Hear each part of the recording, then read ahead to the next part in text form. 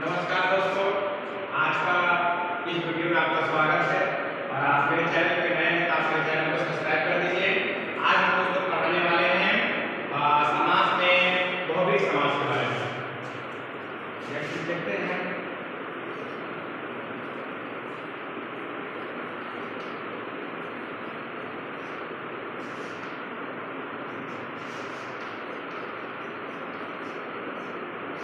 बहुब्रीहि समास। दोस्तों बहुब्रीहि समास के बारे में आज हम लोग देखते हैं। सबसे पहले ये जानेंगे कि बहुब्रीहि समास किसे कहते हैं।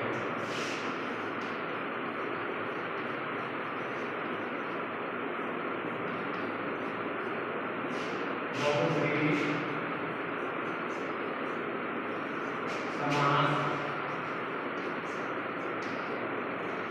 किसे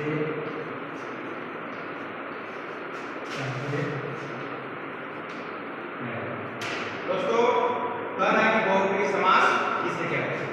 बहुब्रीहि समास का परिभाषा कहता है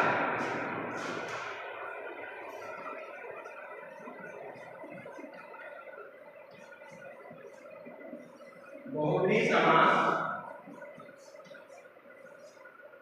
वह समास होता है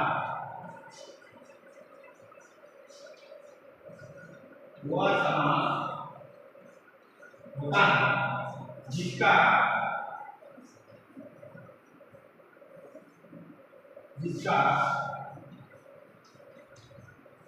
दोनों पद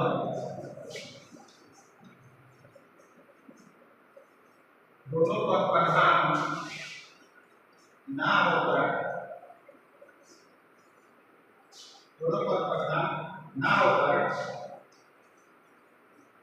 कोई तीसरा पद या अन्य पद प्रधान हो,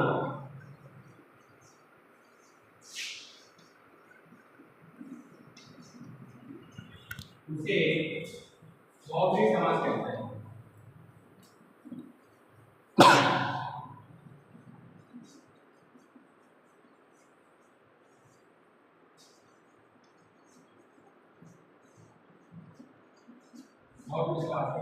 दोस्तों बहुब्रीहि समास कहता है कि बहुब्रीहि समास वह समास होता है जिसका दोनों पद प्रधान ना होकर कोई तीसरा पद या अन्य पद प्रधान हो, उसे बहुब्रीहि समास कहते हैं।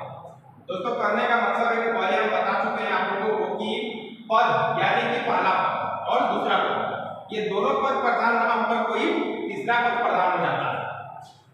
जैसे देखते हैं लंबोदर,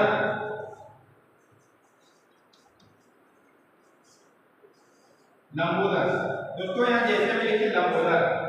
अब ये लंबोदर के दो शब्द से मिलकर बना है, एक है लंबा जोड़ उदर। यहाँ दो शब्द है, ये दोनों शब्द मिलने से एक लंबोदर बना है। उसी प्रकार जैसे यहाँ लिखा हुआ है लंबोदर, यहाँ दो शब्द है, अब इसमें दोनों शब्द जो है सो प्रधान ना होकर कोई तीसरा पद प्रधान हो जाता है। जैसे यहाँ लिखते हैं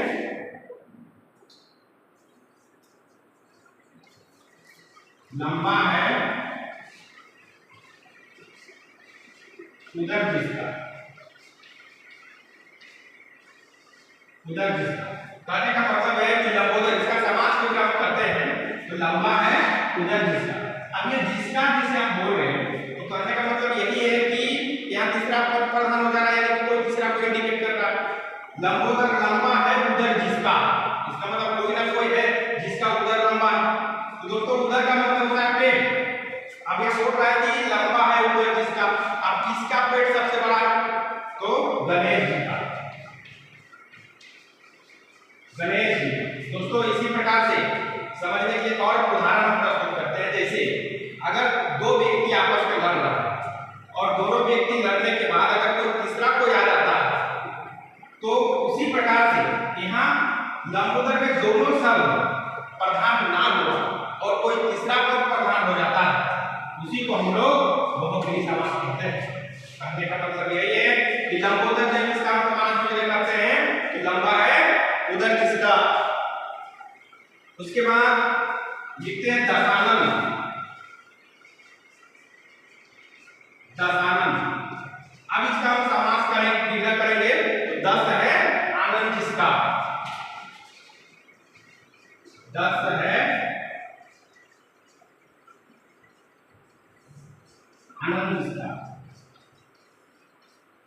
अब दोस्तों यहाँ समझ में आ गया होगा आप लोगों को कि दस है आनंद जिसका, आनंद का मतलब होता है माथा। अब दस है माथा किसका, तो रावण का, यही हो गया रावण।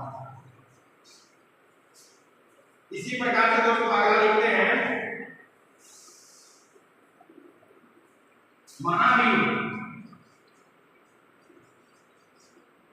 महावीर, इसका समास में करेंगे तो क्या होगा, महान है जो वीर, महान है जो वीर। अब दोस्तों महान है जो वीर, ये कौन है जो बता रहा है दूसरा पद की महान है वीर, तो ये है बजरंगबली।